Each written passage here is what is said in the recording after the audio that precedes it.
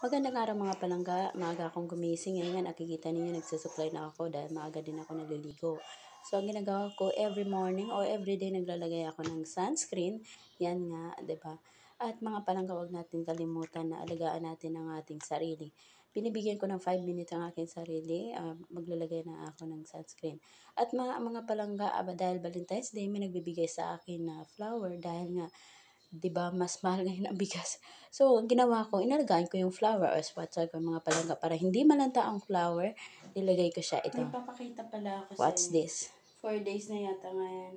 So, dahil may nagbigay sa atin ng flower, ang ginawa ko para hindi malanta ito. So, ipapakita natin, papasok tayo sa nilagay ko siya dyan para hindi malanta. Look, isang bagong tubig yan siya. Fresh na fresh. February 13 pala mga palangga, binigay sa akin to, 'di ba? Nauna pa sa Valentine's Day.